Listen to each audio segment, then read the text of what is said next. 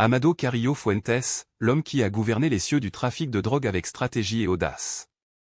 Amado Carrillo Fuentes est né le 17 décembre 1956 à Sinaloa, au Mexique, dans une famille ayant des liens commerciaux et certaines affinités avec le monde de la contrebande, où la frontière entre légalité et illégalité était floue, et où la ruse et la patience valaient souvent plus que la force brute. Dès son plus jeune âge, Amado a été témoin de la disparité entre ceux qui détenaient le pouvoir et ceux qui survivaient à peine, et il a compris, peut-être sans mots, que le monde était un échiquier où chaque mouvement devait être calculé, et que la violence sans intelligence était inutile, éphémère et dangereuse.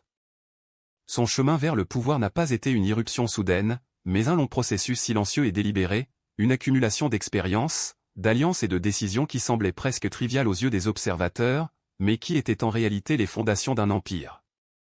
Amado a appris à connaître les gens, à mesurer la loyauté, à anticiper les trahisons et surtout à comprendre que la patience pouvait être plus mortelle que n'importe quelle arme. Chaque action entreprise était soigneusement évaluée, chaque erreur potentielle anticipée et contrôlée, jusqu'à ce que sa figure commence à se démarquer parmi la multitude d'opérateurs de trafic de drogue qui peuplaient le Mexique et la Colombie dans les années 1980 et 1990.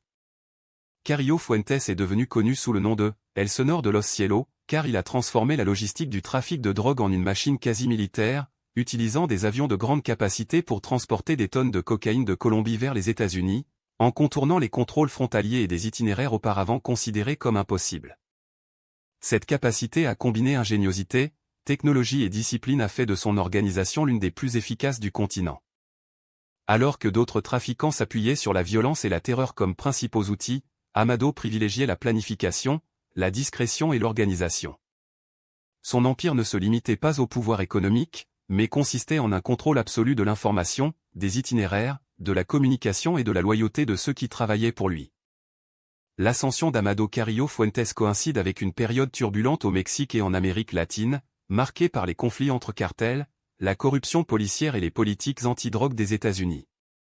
Dans ce contexte, sa figure se démarquait non pas par le spectacle de la violence, mais par l'efficacité quasi clinique avec laquelle il gérait son réseau. Ses rivaux étaient vaincus non seulement par la menace directe, mais par sa capacité à anticiper les mouvements, prévoir les stratégies d'autres cartels et exploiter les lacunes juridiques et politiques. Chaque décision révélait un esprit qui évaluait les risques comme un maître d'échecs, calculant plusieurs coups à l'avance tandis que d'autres improvisaient.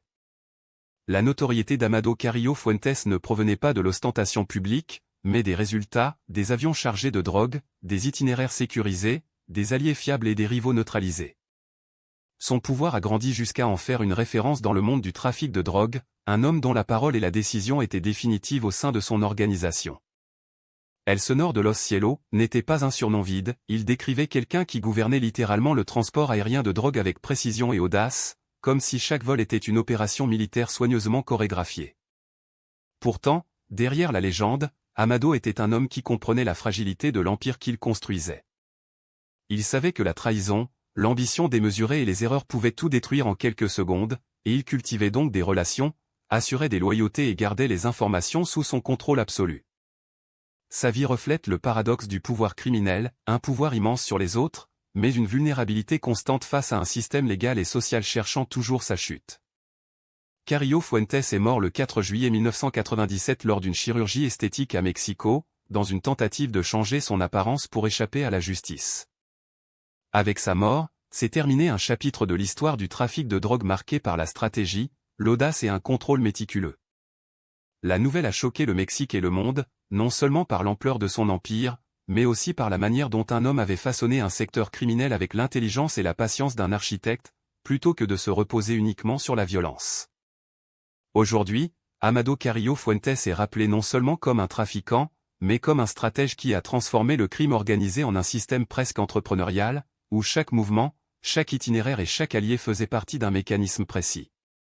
Son histoire est celle de l'ambition et de l'ingéniosité appliquée à l'illégalité, rappelant que le pouvoir, même dans l'ombre, exige vision, calcul et contrôle. En fin de compte, El Sonor de los Cielos montre que la grandeur dans le monde clandestin ne réside pas uniquement dans la violence, mais dans la planification, l'intelligence appliquée et la capacité de gouverner avec précision absolue. Sa vie, bien que marquée par le crime, révèle le paradoxe d'un homme qui, depuis l'ombre, a exercé un pouvoir que beaucoup considéreraient impossible, laissant un héritage qui continue d'inspirer à la fois crainte et admiration.